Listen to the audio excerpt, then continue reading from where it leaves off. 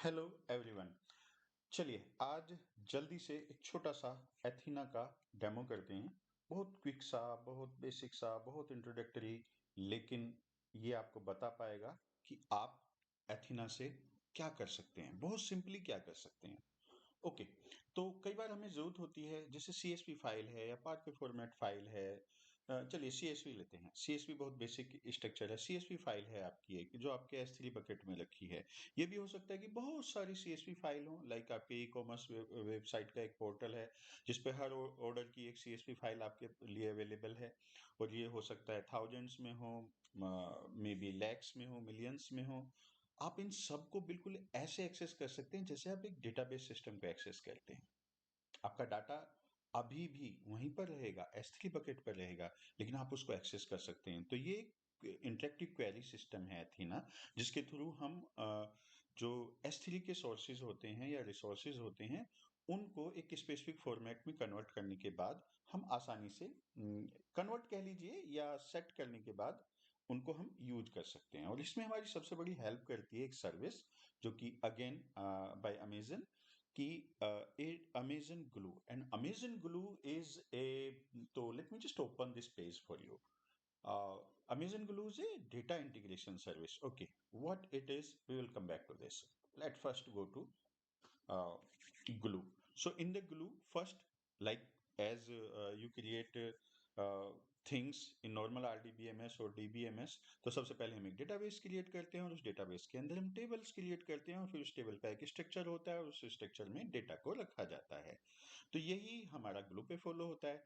अब अगर आप डेटाबेसिस पर जाएंगे तो आपको यहाँ डिफॉल्ट डेटाबेस मिलेगा। मैंने अभी एक सैम्पल डीबी नाम का एक डेटाबेस यहाँ क्रिएट किया हुआ है just for the test purpose.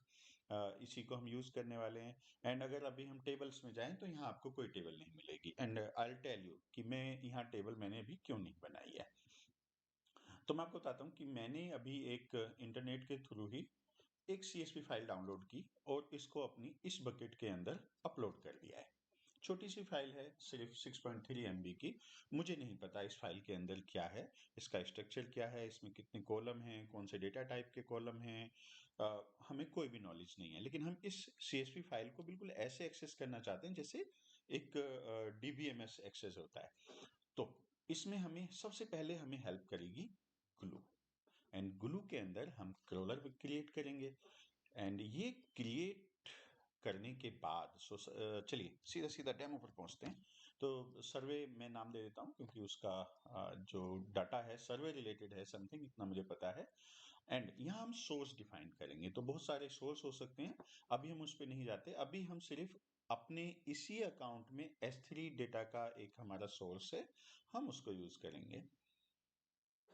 और अभी मैं इस बकेट को यूज करने वाला हूं। इस बकेट के अंदर मेरी फाइल पड़ी है। अभी से एक सिंगल फाइल है तो हमें कोई ज़्यादा मेहनत करने की ज़रूरत नहीं है। लेकिन अगर मल्टीपल फाइल्स हैं तो एक बहुत अच्छा सा स्ट्रक्चर हो सकता है, पार्टीशन भी बनते हैं, बाकी सब चीज़ें अभी डिफ़ॉल्ट रख देते हैं। और let's select this data source और अभी हम इसको बना देते हैं। मैं एक नया रोल क्रिएट करता हूँ यहाँ पर। आप एग्जिस्टिंग रोल भी यूज कर सकते हैं, बशर्ते उस रोल की परमिशन सारी आपके उस S3 बकेट की परमिशन होनी चाहिए और बाकी सर्विसेज की परमिशन होनी चाहिए। इस इंटरफेस के थ्रू रोल क्रिएट करने का एक सबसे बड़ा फायदा ये होता है कि ये ऑटोमेटिकली उन सारी परमिशंस को इस रोल को अटैच कर देता है। तो चलिए मैं ये रोल क्रिएट करता हूँ। इसने सेलेक्ट भी कर लिया। बाकी ऑप्शन अभी मैं एज इट इज छोड़ता हूँ, वो एडवांस यूजर के लिए हैं। ओके, यहाँ मुझे डेटाबेस सेलेक्ट करना होगा ऑब्वियसली, तो मैं सैम्पल डीबी के अंदर जाऊंगा इसको सेलेक्ट करके, और दैट्स गुड इनफ। अभी इतना काफ़ी है। मैं नेक्स्ट पे जाता हूँ। यहाँ मुझे इन सब का ओवरव्यू मिल जाएगा जो हमने किया है। और लेट्स क्रिएट ए क्रॉलर। तो क्रॉलर क्रिएट होने में थोड़ा सा समय लग सकता है, डिपेंड की कितनी फाइलें हैं, कितने डिफरेंट स्ट्रक्चर्स की फाइलें हैं, बेसिकली उस पर ज़्यादा डिपेंड करता है। क्योंकि ये कुछ सैम्पल डेटा को पढ़ता है, कुछ रोज को पढ़ता है और फिर डिटेक्ट करने की कोशिश करता है कि आखिर ये किस टाइप का डेटा है। और हम ये डिफाइन कर सकते हैं एडवांस प्रॉपर्टीज में, हम ये सेट कर सकते हैं कि ये किस तरीके से उस सैंपल डेटा को पढ़े। तो अगर बहुत सारे डिफरेंट डिफरेंट स्ट्रक्चर्स का डेटा है तो इस केस में वो डिफरेंट डिफरेंट टेबल्स बनाएगा और उनको हैंडल करेगा। यहाँ पे अभी चलिए थोड़ा सा वापस लौटते हैं इस डॉक्यूमेंटेशन पेज पर। तो अगर आप देखें तो ग्लू अपने आप में काफ़ी बड़ी सर्विस है, एक कंप्लीट सेट ऑफ सर्विसेज है जिसके थ्रू आप ईटीएल की पूरी प्रोसेसेस कर सकते हैं। आप डेटा एक्सट्रैक्ट कर सकते हैं, उसको ट्रांसफॉर्म कर सकते हैं एंड इवन लोड कर सकते हैं मल्टीपल टारगेट्स पर। ग्लू स्टूडियो आपके लिए अवेलेबल होता है जिसमें ग्राफिकल इंटरफेस अवेलेबल है, और इस ग्राफिकल इंटरफेस में आप अपना जो ईटीएल की प्रोसेसेस हैं उनको डिफाइन कर सकते हैं। और custom scripting is also available, कि अगर आप बहुत एडवांस यूजर हैं या आपका यूज केस ऐसा है कि जो डिफॉल्ट के सेटअप हैं उनमें आपका काम नहीं हो सकता है, तो you can still do the custom programming. और बहुत अच्छी एक सर्विस जो ब्रू नाम की एक सर्विस इसके साथ काफी पॉपुलर हो रही है कुछ टाइम से, उसके अंदर आप जो ये टेबल क्रिएट कर रहे हैं, जो अभी जैसे अभी हम टेबल क्रिएट कर रहे हैं, इस टेबल की पूरी डेटा प्रोफाइलिंग कर सकते हैं कि कितने कॉलम मिसिंग हैं, कितनी जगह पे डाटा मिसिंग है, कौन सा डेटा एक सही फॉर्मेट में नहीं है, और ये सही की डेफिनेशन क्या है ये भी आप सेट कर सकते हैं कि आप सही किसे कहते हैं। बाय डिफॉल्ट इसके अपने कुछ रूल्स हैं जिनके बेस पर ये आपको बताएगा कि इसमें ये गलत लग रहा है या ये गलत लग रहा है, एंड देन आप जॉब्स रन करके उस डेटा को क्लीन भी कर सकते हैं और फिर उस क्लीन डेटा को किसी एक दूसरे आउटपुट पर डालकर। ये तो रही इंफॉर्मेशन। तो अभी हम खैर एथीना पर फोकस कर रहे थे कि एथीना की हमारी टेबल क्रॉलर हमारा रन हो चुका है। तो मैं इसको इनकी ये, एंड जब हमारा क्रॉलर रन होता है तो वो हमें बताता है कि उसने क्या किया है, एक छोटी सी इंफॉर्मेशन हमें देता है। ओ आई थिंक हम एक गलती तो कर गए, वो ये कि क्रॉलर हमने बनाया तो पर रन करना भूल गए। तो चलिए सेलेक्ट करते हैं एंड सॉरी के सेलेक्ट करते हैं और रन करते हैं। ओके, थोड़ा सा टाइम लेगा ये, इतने इतनी देर जो ये लगा रहा है, थोड़ा सा जो भी 1-2 मिनट, इस दौरान हम अमेजन एथीना पर भी चले जाते हैं। तो अमेजन एथीना, हाँ, जैसे हम बात कर रहे थे कि एक इंटरेक्टिव क्वेरी सर्विस है जिसके थ्रू हम S3 के अंदर रखे हुए अपने डेटा को स्टैंडर्ड सीक्वल के थ्रू एक्सेस कर सकते हैं, मैनेजमेंट कंसोल के through, and even APIs are available, and even कुछ लेवल तक परमिशंस लेवल और बाकी चीजें वर्क ग्रुप के थ्रू इसमें हैंडल हो सकती हैं हमारे। So let's go back to glue console और देखते हैं कि अभी इन्हें हमारा क्या किया है यहाँ पर। तो it is still running.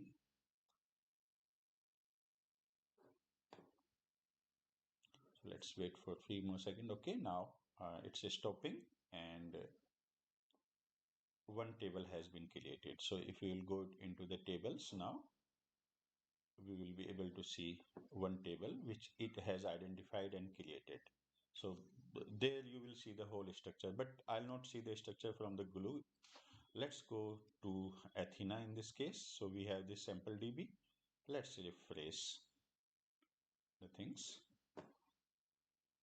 Okay, so here you can see the table that has been created. So these were the columns in that file, and we can see the preview of this data. You can run all kind of SQL commands, standard SQL commands over here, and even partitioning and other things are also available. And there are some very specific structures, like अगर folder का structure एक खास तरीके से होगा तो एक खास तरीके से पार्टीशन सिस्टम बना देगा। अगर वहाँ पर एक फोल्डर होगा S3 में जो कि ईयर को डिनोट करता होगा, लाइक 2022, तो ये उसी तरीके से उसका एक ईयर का पार्टीशन हमारा क्रिएट कर देगा। इसके अंदर एक अच्छी चीज क्या है, कॉस्ट मैनेजमेंट, कि ये टोटल सर्वरलेस है एंड आप सिर्फ इसके यूजेस के लिए पे कर रहे हैं।